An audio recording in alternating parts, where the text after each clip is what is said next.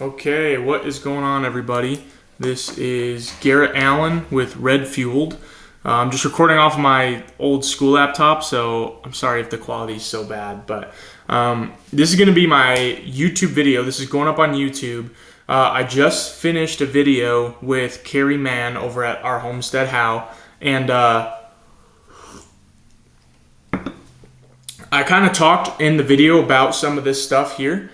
But I'm going to go over the whole entire slide. I'm going to go over everything that I have presented, all the research I've done, everything I've gathered, so that we can kind of not get to the bottom of this, but this just so that we can shed some light on what I think is a bigger issue. So I have this presentation titled, Red Meat Increases LDL, but that's okay and not the problem.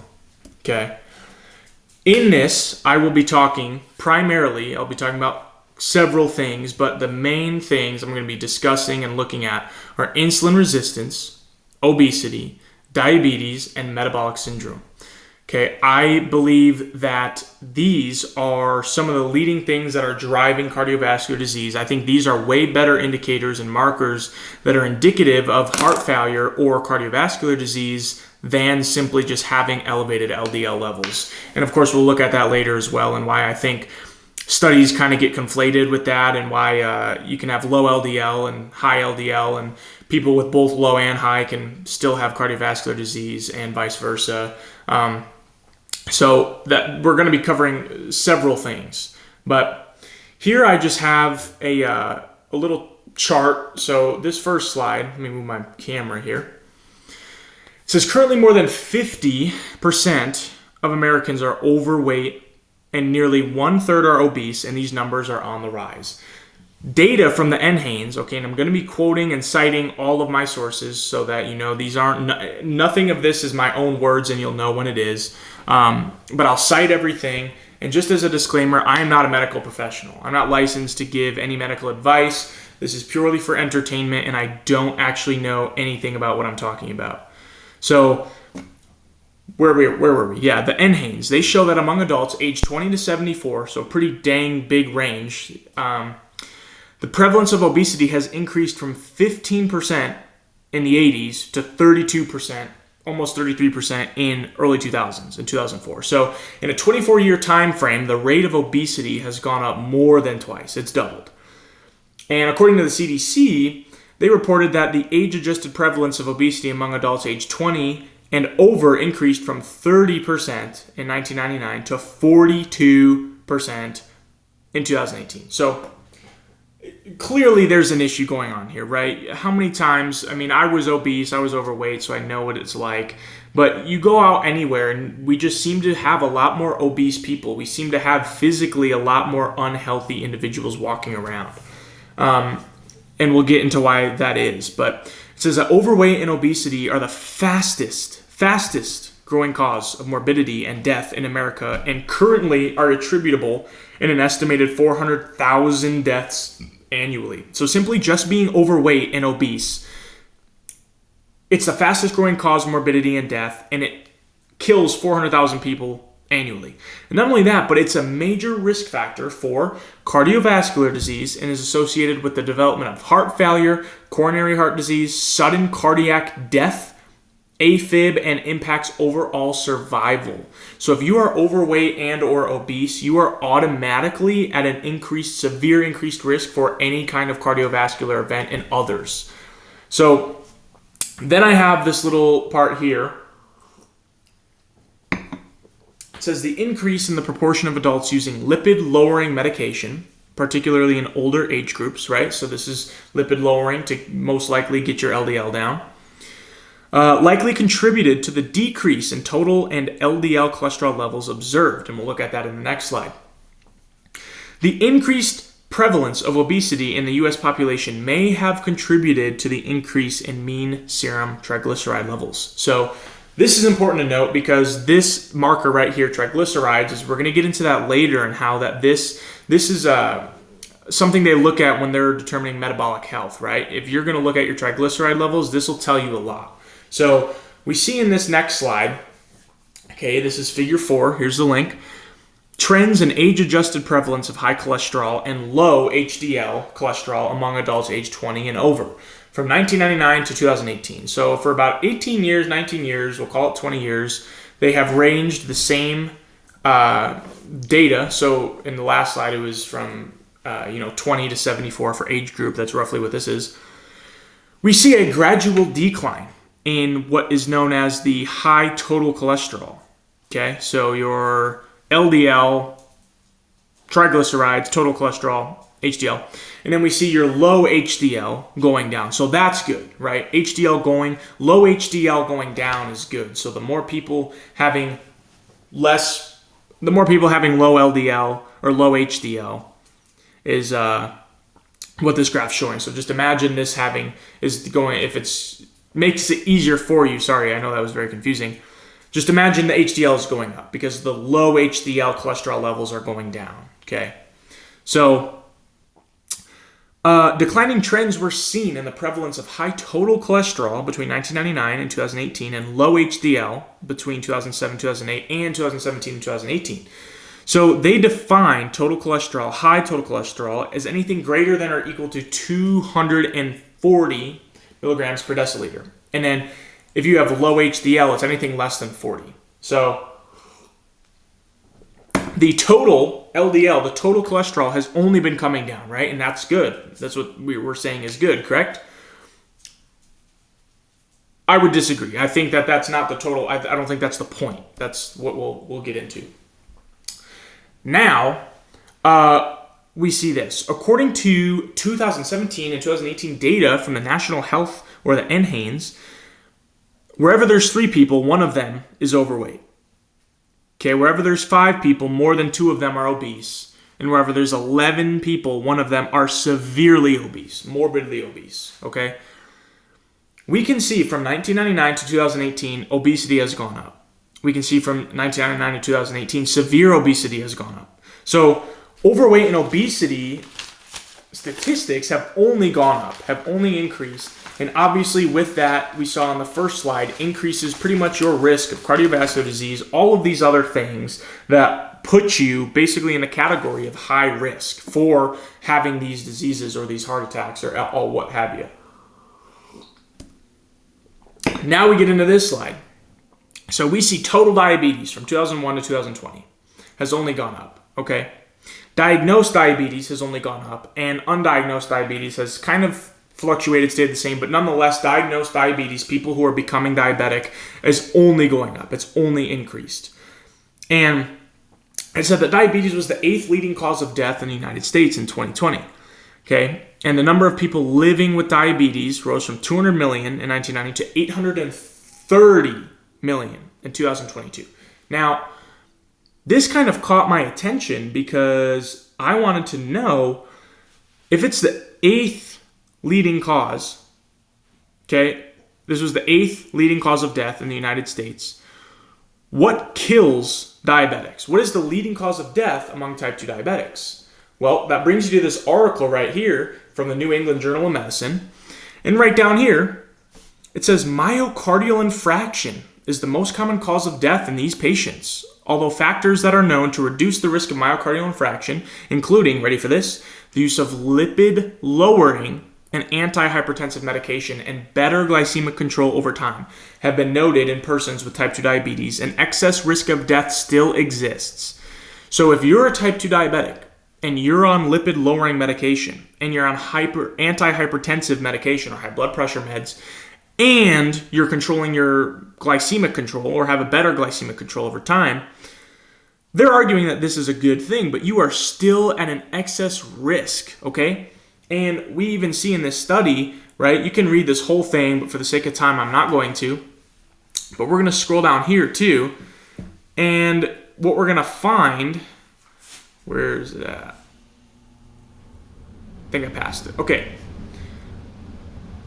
Right here, a total of 63.4% of the patients with type 2 diabetes received prescription for lipid-lowering medication. Okay? So over half of these participants in this group, okay, you can look at it, over half of these patients were on lipid-lowering medication. So they are still having these pharmacological interventions, whether that's lipid-lowering medication, whether that's other medication for other complications that is brought on by type 2 diabetes, which there are a lot, because the study also references renal medication or things for your kidneys. So the leading cause of death among type 2 diabetics was, you guessed it, myocardial infarction. And there are even other studies suggesting that more than 75% of type 2 diabetics die from cardiovascular disease. So we find that the type 2 diabetics in this study shown, and it's in figure 1 and in table 3, those with an elevated, even a slightly elevated glycated hemoglobin A1C had twice the risk of death. Okay, so just remember that. Just being obese and type 2 diabetic, automatically your risk of basically any cardiovascular disease or any major disease or heart attack, anything, kind of just increases exponentially. Okay, so now I'm going to move this up here again. So here's an article titled LDL Cholesterol Lowering in Type 2 Diabetes. What is the optimum approach? So first of all, I want to mention the difference in LDL. This is where I think we start to kind of get at the root of things, okay? We have LDL and you have different particle sizes all within your LDL, okay? Not many people know this, not many people talk about it. There's many good, qualified, reputable sources that mention that there are different buoyant sizes of your LDL. So there's the large buoyant LDL and there's the small dense LDL. In this article, we're talking about the small dense, okay? Small dense LDL particles are highly atherogenic because of their enhanced susceptibility to oxidative modification and increased uptake by the arterial wall. And at triglyceride levels more than 132, small dense LDL here is what we're seeing in this study is appearing to be exceptionally atherogenic or highly atherogenic, okay? Patients with diabetes frequently have lipid profiles that appear more benign than those of other high-risk people without diabetes. In general, LDL cholesterol levels in people with diabetes are not higher than those in people without diabetes, okay? So overall, people with diabetes do not have this sky-high through-the-roof LDL levels. It's oftentimes very normal, even when they're matched with age, sex, and body weight. It says, in fact, the most common LDL cholesterol levels in diabetes or diabetics is borderline high. So is there a risk, an increased risk, because they're considered borderline high? Yes, but we're going to see why the LDL number, the total cholesterol, is not the cause, but why it absolutely does play a role, okay? Moreover, high LDL cholesterol levels do not occur at higher than average rates in people with diabetes. Nonetheless, LDL cholesterol does not play less of a role in cardiovascular risk in people with type 2 diabetes. So here's where they're saying it's still a risk. Now get this, it says, in fact, LDL cholesterol levels may underestimate cardiovascular risk in diabetes. A large number, okay, of small, dense particles characterize the LDL fraction in diabetic individuals. So note that if you are a diabetic individual, you have a large number of small, dense LDL, which we have seen earlier in the study, and which I'm about to read, are exceptionally atherogenic. Okay, that is bad. These particles contain less cholesterol than normal-sized LDL particles. So everybody's worried about cholesterol. Everybody's worried about total cholesterol. The small, dense LDL has less cholesterol than the normal-sized LDL particle to begin with. But they are exceptionally atherogenic. There that word is again. Thus, levels of LDL may appear deceptively normal in cholesterol measurements. So if you're looking at a diabetic and they have under 100 total cholesterol or under 100 LDL cholesterol, this is not enough to determine whether or not they're at increased risk for cardiovascular disease, because we see here right in this study that people with high or low LDL, it doesn't matter. If you're diabetic, you have high increased levels of small dense LDL, which is atherogenic. So whether you have low LDL or high LDL or normal LDL, this is why it appears deceptive, because it has nothing to do with the number, everything to do with the particle size. And what determines the particle size? Well, your metabolic health. And we're going to keep going, okay? Small dense LDL cholesterol is associated with metabolic syndrome traits independently of obesity and inflammation. Okay, so What we'll find here in this study, and you can read it, this study shows that higher small dense LDL concentrations are associated with metabolic syndrome and its components independently of central obesity and inflammation. So even without obesity, even without inflammation, you can still have metabolic syndrome, and therefore you will have increased small dense LDL particles, which are, again, what I just said in the last slide, exceptionally atherogenic. What's more is the association between small dense LDL-C and metabolic syndrome is more pronounced in lower LDL-C levels than in higher LDL-C levels. So levels of small dense LDL-C may play a role as the key marker associated with metabolic syndrome and its components in parallel with central obesity and inflammation. So even when you have all these things, even when you have all these issues, the more metabolic syndrome you have, the more small dense LDL you have. And LDL levels that were low still had the small dense LDL present, okay? And it was more profound. Adversely, those with high small dense LDL are found to also have a greater likelihood of metabolic syndrome. So they're hand in hand, right? Where there's one, there's usually the other, and we can look at that in people and go, okay, if they have metabolic syndrome, they have a lot of small dense LDL. Or if we say, hey, they have a lot of small dense LDL, we can go, okay, that's because there's something going wrong, which is most likely either inflammation, obesity, or metabolic syndrome. So we'll keep going on. Low density lipoprotein size and cardiovascular disease, a appraisal. Here's another article. Now, I'm not going through all these because it takes a very long time. But that's why I'm citing them. That's why I'm giving you everything. And I just want people to know that these are out here for people to read. Like, you can read all these, get access, you can buy them. A lot of them are free. Some of them I was able to get access to through my school's resources and library. But this is from the Journal of Clinical Endocrinology and Metabolism, okay? Published October 1st, 2003. So it's a bit of an older article, I understand that. But it says, furthermore, small dense LDL is often part of a group of high-risk characteristics, including high triglycerides. Okay, remember we talked about that earlier. High triglycerides goes up when there's obesity or inflammation or insulin resistance. Low HDL, diabetes, insulin resistance, obesity, and the metabolic syndrome. So small dense LDL, despite being exponentially atherogenic or exceptionally atherogenic and accompanied by all other inflammatory markers, it is not the concern because they're still worried about LDL. Okay, and this is where I can say, okay, now I'm understanding why you have to worry about LDL. So if you have any of these, if you have high triglycerides, if you have low HDL, if you have diabetes, if you have insulin resistant and metabolic syndrome, which all of these kind of encompass metabolic syndrome, but if anybody has one of these, it puts you at risk for metabolic syndrome. And when you're at risk for metabolic syndrome, or when you have it, which is characterized by having one or more of these things, then LDL becomes kind of discombobulated. It kind of gets wrapped up and it now becomes problematic, right? And so that is why they say LDL absolutely is a concern. Yes, I cannot say that there's no issue, but in the studies that I'm seeing and in these reviews, it's only an issue when high triglycerides, low HDL, insulin resistance, obesity, and metabolic syndrome are present. When those are all gone, LDL is not a concern. Okay, and we'll look at later on how you eliminate all of these, how you avoid what causes high triglycerides, excess carbohydrates and refined sugars. What causes low HDL? Same thing. What causes insulin resistance? Same thing. What causes obesity? Same thing, but more.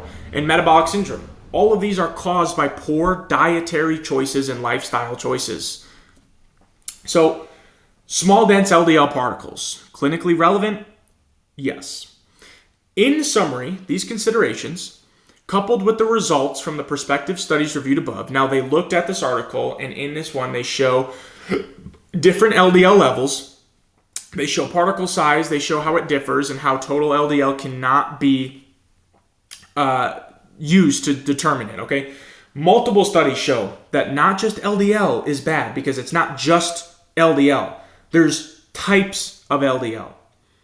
They act totally different in the blood. This article shows that small dense LDL-C has higher oxidative susceptibility and have a greater reality of arterial wall retention. And that's what we saw in the other article. Coupled with the results from the prospective studies reviewed above, do not provide strong support for the premise that all LDL particles are equally atherogenic. There you have it. So when you say somebody says you have high LDL, say what part? What particle size? Okay, multiple properties of small dense LDL that differentiate from the larger LDL particles, as noted above, may contribute to preferential impact on atherosclerotic cardiovascular disease risk. Okay, small dense LDL seems to be the issue and the common link that I'm finding in all of these articles.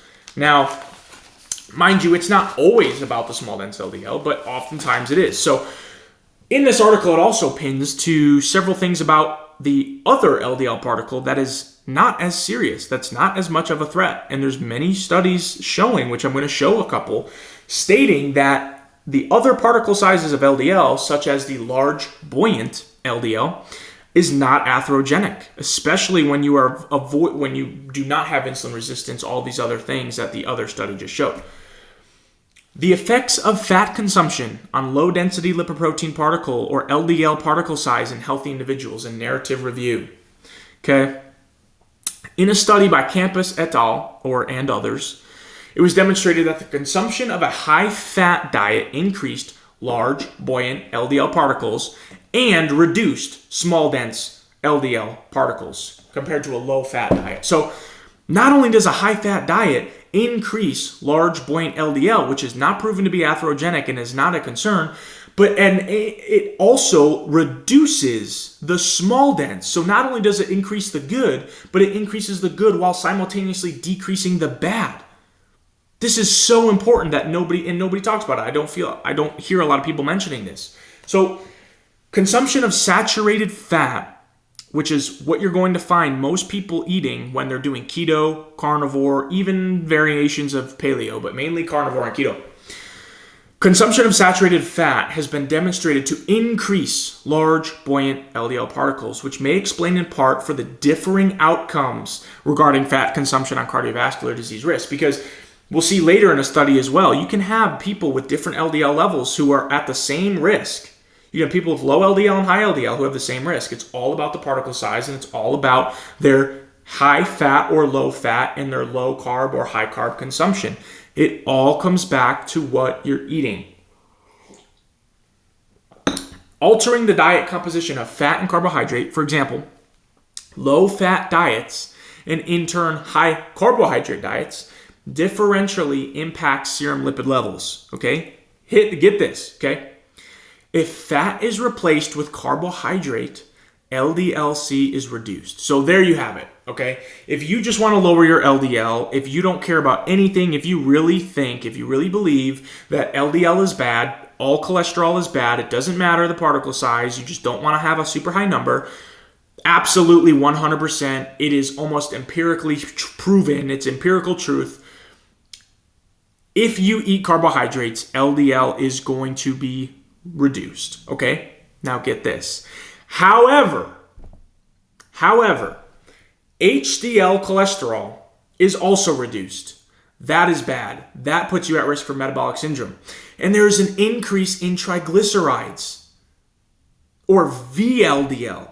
Guess what? If you have low HDL and you have high triglycerides, guess what you have? Metabolic syndrome. Okay, this gives you a guaranteed fact, which is metabolic syndrome. And something else I want to note. If you have metabolic syndrome, or if you have these inflammatory markers, okay, such as elevated triglycerides, low HDL, this is what's called, there's a study called lipid management in type 2 diabetics. This is called diabetic dyslipidemia, or even more concerning, atherogenic lipidemia, and it consists of all of these things. So if you eat carbohydrates and you want to lower your LDL, well, in turn, your HDL is going to also lower, and you're going to have an increase in triglycerides. That is called atherogenic lipidemia. That puts you at elevated risk for atherosclerosis, which is the number one cause of cardiovascular disease. It's not red meat, it's not LDL, it's everything else.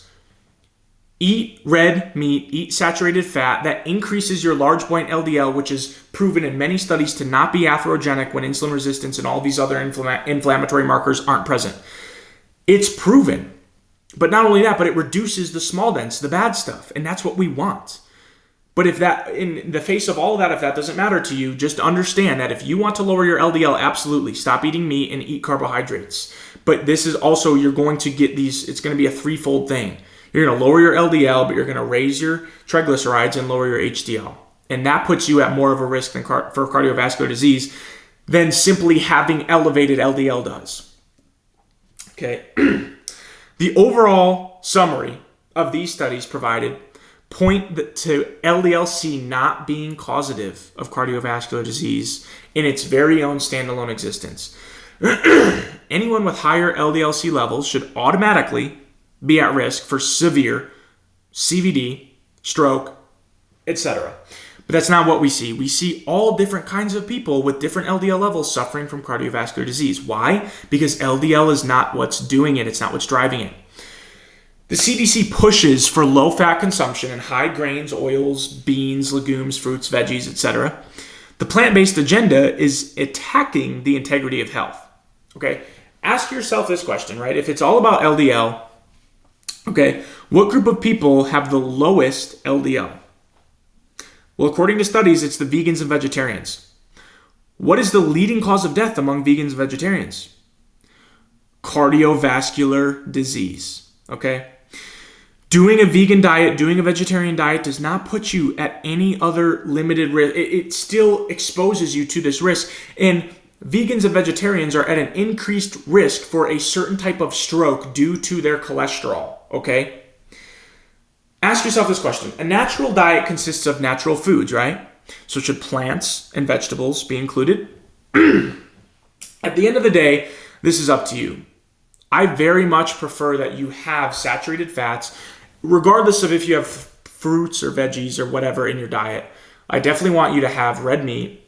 I want you to eat white meat, even eggs, okay, milk if you can tolerate it.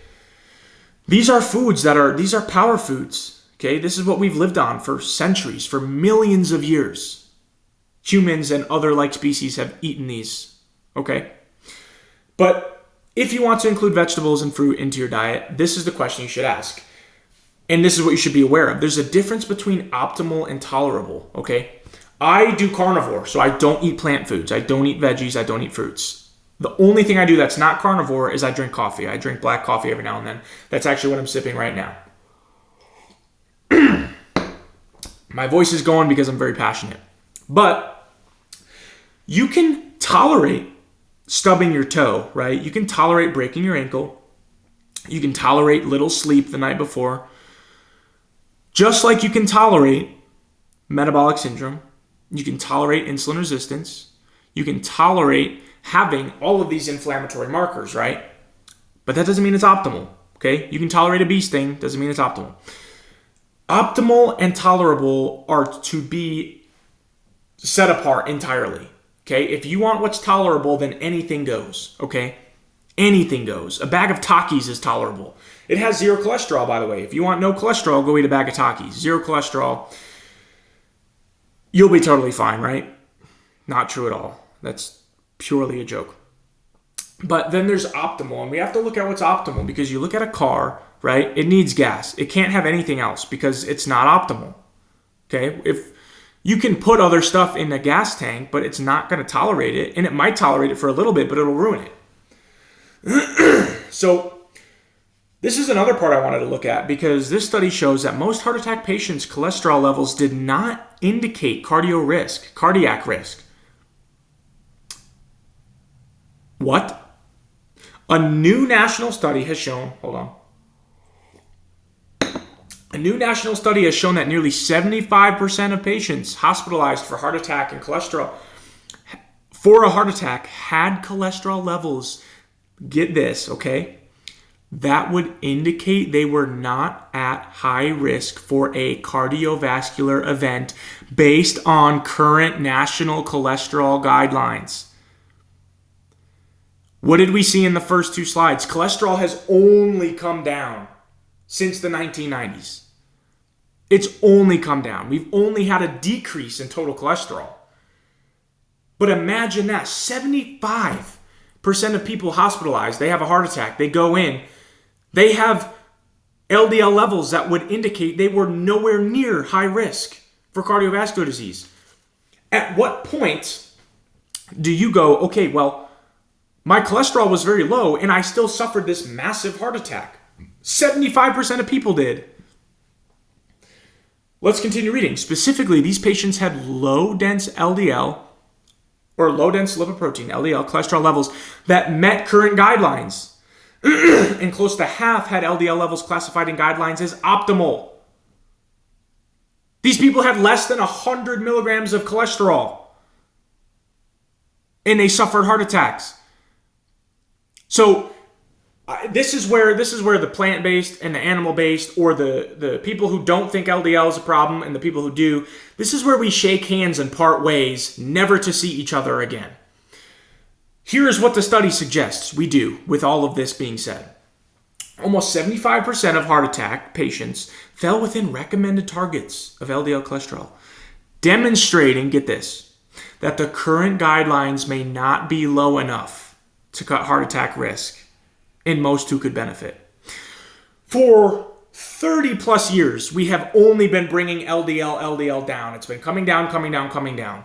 And a heart attack has only been going up. At what point do we give up and say, okay, it's clearly not found in LDL. It's got to be something else. Imagine, and I'm sure there's people who have experienced this. And imagine they go in and they're having chest pains or having these weird symptoms, and they go in and they find out they just had a heart attack, and they go, what? My LDL was optimal. My LDL was perfect. Every time I went in for my checkup and did blood work, they said my cholesterol was totally fine. This is where I believe the rubber meets the road. This is where we need to go, okay, there's something else that is causing cardiovascular disease or cardiovascular risk. This study alone shows it. And there's cardiologists, there's people, there's professors who say, oh, well, it's just, their LDL still wasn't low enough. Why are there people with double the LDL levels that the people in these studies had? Why are there people with double the LDL levels or total cholesterol and do not have atherosclerotic effects? It's because it's not LDL alone. We have to stop going off of this.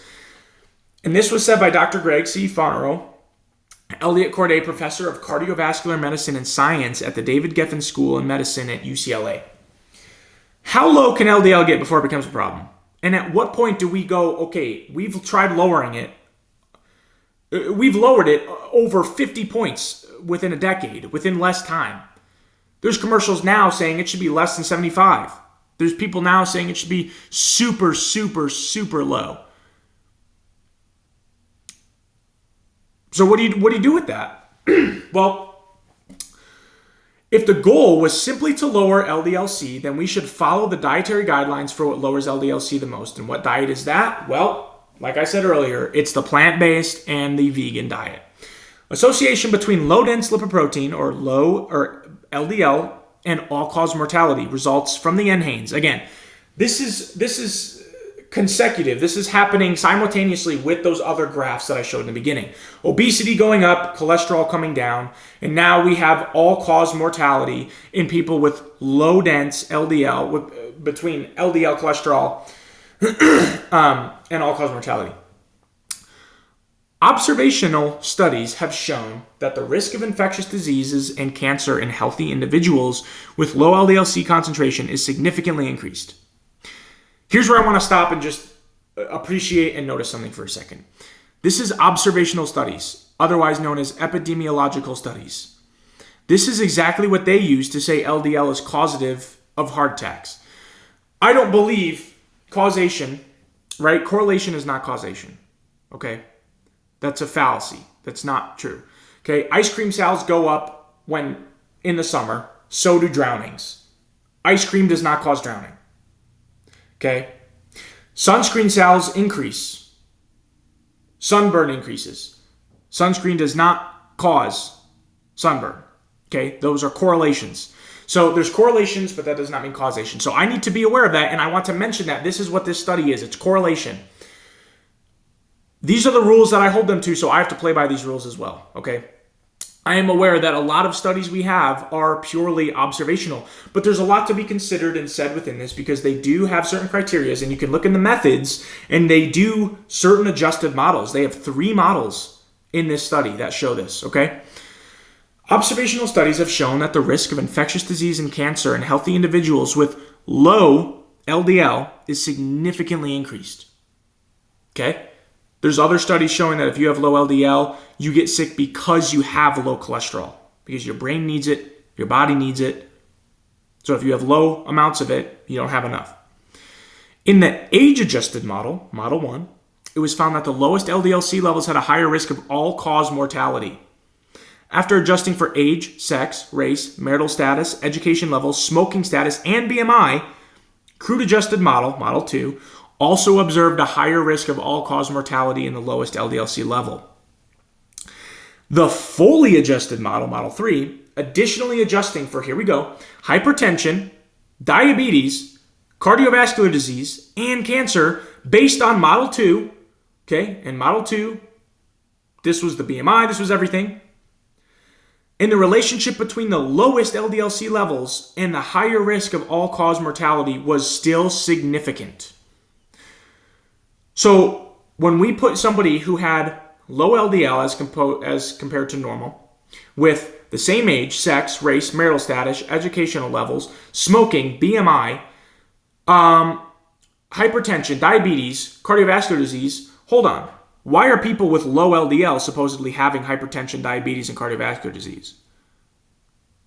Moreover, why are they having cardiovascular disease if they have low LDL, right? Well, that's my point, is LDL is not what's doing it. But they still had a significant increased risk of all-cause mortality. Similar to the results between LDL-C and the all-cause mortality, the association between LDL-C level and cardiovascular mortality of multivariate and analysis indicates that the lowest level of LDL-C concentration had a higher risk of cardiovascular mortality. This was an NHANES study done for 15 years. I think that's worth something. And there is a U-shaped relationship between LDL-C levels and cardiovascular mortality after adjusting for a series of potential co-founders. So this is that shape I was telling you about. On this side, you have the people with low LDL who have an increased risk of cardiovascular disease. Why? Well, it's because they adjusted for things that actually matter. Hypertension, diabetes, cardiovascular disease, BMI, smoking, sex, religion, race, marital status, education level. They accounted for things that actually give you more information about where your heart is in terms of health. So you can have low LDL and be at severe risk for cardiovascular disease, much like you can have high LDL and still have all of these other factors and be at just as much of a risk. If you have 2 people, this person A has 150 milligrams per deciliter of LDL. This person has 75. But they both have type 2 diabetes. They both have insulin resistance. Okay? That's way more of a tell of cardiovascular disease than their LDL because their LDL doesn't prove it. And it shows right there in the study. Let's keep going. Here we have a plant-based diet, okay? And I thought this one stood out to me. This one was very interesting because it says this. Studies have found that the plant-based diets lower cholesterol levels more effectively than other diets, okay? As we saw in that other study, if you want to lower cholesterol, eat carbohydrates, okay? In 2017, researchers reviewed 9 studies that compared plant-based diets with omnivorous diets to test their effects on cholesterol. Plant-based diets lowered total cholesterol, no figure, LDL, and HDL levels. Plant-based diets lowered total cholesterol, LDL, and HDL levels when compared to omnivorous diets. Low-fat, plant-based regimens typically reduced LDL levels by about 15 to 30%. So this is expected, right? And in this study, they're just comparing to people who eat meat, but there's no method to control the control group for actually eating a healthy diet. So they're being compared, the vegans and vegetarians are being compared to people who are already metabolically unwell, okay? Vegetarian and vegan diets were associated with reduced concentrations of total cholesterol, low-dense lipoprotein, cholesterol, LDL, and apolipoprotein B or ApoB effects that were consistent across various studies and participant characteristics. Plant-based diets have the potential to lessen the atherosclerotic burden from the atherogenic lipoproteins and thereby reduce the risk of cardiovascular disease. What did all those studies say put you at increased risk for atherogenic lipoproteins? Because it wasn't cholesterol. It was sugars. It was carbs. It was increase in small dense LDL. It was metabolic syndrome. It wasn't cholesterol. Lowering cholesterol does nothing for us here in this study. For patients with proven CAD or coronary artery disease, however, a target level of 100 milligrams per deciliter is recommended. Of less than 100 milligrams is recommended. A goal, get this, big pharma coming in, they're hearing me, they're listening, they're ready for this, will probably be further lowered in the next series of consensus guidelines. So expect, much like we saw in 1999 from now, it's only gone down. The recommendation for cholesterol levels has only gone down. It's only going to continue to go down. Okay? The vast majority of these patients will require pharmacological therapy to achieve these goals. Isn't that convenient? They're saying, well, with all things considered, let's just face it, you just need to lower your LDL more. Just keep going down, just keep lowering it. But you're not going to be able to do that yourself, actually. So here's a pill, here's this. Sounds pretty fitting, seems pretty fair. I think that seems to play the part of big pharma and big food and big drugs. We need to lower their LDL an insane amount that can't be done naturally. Therefore, we need them to rely on us and our pharmacological intervention so that they can get their LDL down to the ground floor and die of other stuff. What kills vegans and vegetarians? Well, the database search identified a total of 649 articles after checking for duplicates. 29 studies were identified by manual search. There was not a single randomized controlled trial, which is a very solid form of study to get to a point and to prove a consensus and to prove a thesis. On the topic, 8 observational studies were included in the analysis. Of the 8 included, 2 studies were included from manual bibliography reviews. The baseline characteristics of the included studies are presented in Table 1. The weighted mean follow-up period was 10.68 years. So we can look at that after. But here are some studies showing mortality in vegetarians and non-vegetarians, a collaborative analysis of 8,300 deaths among 76,000 men and women in 5 prospective studies. This study showed 2 things. Okay? If you eat a vegan or vegetarian diet as opposed to the standard American diet, absolutely, you're going to do better. Okay? Your risk for all-cause mortality is going to decrease. Your risk for cardiovascular disease is going to decrease. Let me put it out there now that I'm not against vegans or vegetarians. I think their diet lacks a lot of basic vitamins, a lot of basic nutrients that I believe you need. And given everything else I've said, I believe there's a lot of other issues at play. But I don't hate vegans or vegetarians. They're a step closer. They're being intentional about what they're eating. They're thinking about what they're eating. But of course it's going to look good as compared to the standard American diet. Anything is going to look good compared to the standard American diet. But then large-scale studies find no mortality benefit from vegetarian diets in U.S. adults, challenges previous beliefs. So even within the vegetarian and vegan even within the vegetarian, the vegan, and the plant-based world, they still are at risk for virtually the same things or other variants of things because it's not optimizing health. Like I said earlier, the leading cause of death for vegans are similar to those of the population, including heart disease, cardiovascular disease, and cancer. So the overall point of this presentation is to demonstrate that LDL-C is not enough to determine one's direct risk of cardiovascular disease, the leading cause of death. Things to consider. High-fat, low-carb diets are optimal for human health and go hand in hand with our ancestors and in their way of eating. 90% of food that you see in stores today is not actually food, rather a product of extreme marketing driven by money-hungry elites. I firmly believe that. Disclaimer, once again, I am not a medical professional and cannot give medical advice, so for my safety and yours, this was all for entertainment and I don't actually know anything about the subject. LDL-C levels vary too much among studies to use LDL-C levels as the leading driver of cardiovascular disease is a disservice to many well-intended people who are trying to get the help they need to be healthy. Primary point. Small, dense LDL-C is the primary atherogenic property that puts you at a severe increased risk for cardiovascular disease. Large, buoyant LDL is not atherogenic and not a concern for heart disease. There's a study right there. The bigger fish to fry focus on reducing ultra-processed foods, getting exercise, and maintaining healthy habits. The bigger concern is metabolic syndrome, insulin resistance, seed oils, and poor lifestyle choices. Okay. So, Ozempic and GLP-1, right? We're seeing this everywhere, guys. Most people don't even know what GLP-1 does. So GLP-1 stands for glucagon-like peptide. Okay? And let me get my notes here, and then I'm almost done. But glucagon-like peptide is a naturally occurring thing in your body, okay? It's a satiety hormone. Everyone wants Ozempic to lose weight due to the GLP-1, okay? That's the weight-losing factor, basically. This is the glucagon-like peptide, okay?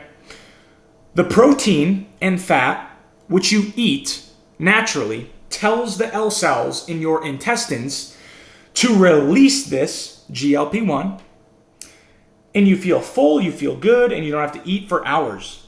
GLP-1 directly sets your brain up for success. It enhances neuroplasticity. This is essential for cognitive function. This reduces neuroinflammation, protects blood vessels, and prevents amyloid plaque, specifically that of Parkinson's disease and Alzheimer's. Okay? This beta amyloid cytokine is very inflammatory. This is the number one pro-inflammatory cytokine found in people with Alzheimer's disease. GLP-1 directly crosses the blood-brain barrier, or the brain, whatever, the BBB, and it gets into your brain, and it gets into your body.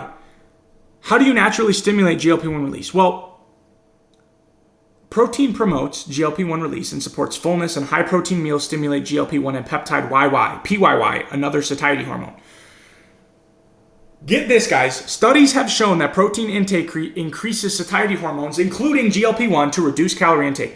Here are foods that increase GLP-1.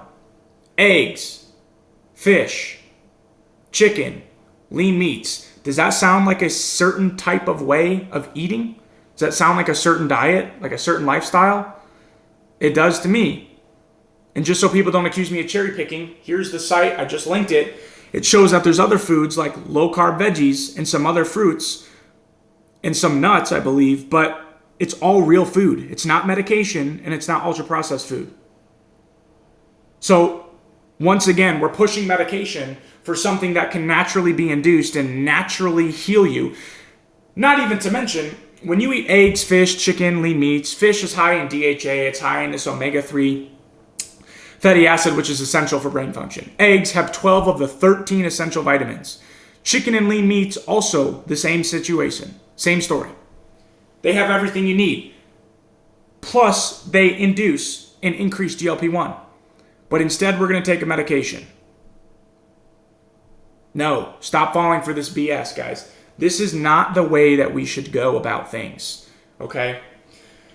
We're all worried about LDL. We're all worried about cholesterol. Guess what? 75%, this is now we're going back to cholesterol for a second. Okay? Let me find my slide here. 75% of Rajasthan, India is vegetarian. Okay? And they have normal LDL levels. Guess what the leading cause of death is there? Cardiovascular disease. The lowest LDL-C levels in India are in Jharkhand. Their leading cause of death is cardiovascular disease. Adversely, South Korea has lowest LDL-C levels, and the cause of death is cancer and cardiovascular disease. And Hong Kong is one of the highest meat-consuming nations, and they have some of the longest lifespans, And they have high LDL, and cardiovascular disease is the third leading cause of death. So if we're just simply looking at correlation, why aren't we considering that? Okay? But back to this, guys. They're pushing medication for things that we can naturally do in our own homes. If you eat eggs, fish, chicken, and lean meats, you're going to increase your GLP-1 production. And not only that, but you're going to have the benefits of eating real food. So that's just, I feel like we're missing that and we're going right for the medication. But like a salesman with a pitch, that is all I have. Thank you very much. My name is Garrett Allen. This is my channel, Red Fueled on YouTube. I was yelling. I was very passionate. I put a lot of time into this, and I have a lot more stuff that I'd like to share. But that is all I have for this video. So make sure you like and subscribe. And if you watched it through to the end, thank you very much. Make sure to share it. I give people full permission to share and to clip or to do whatever you want with this. Get this word out there. That is my goal, okay? Everybody stay safe and keep eating meat. See ya.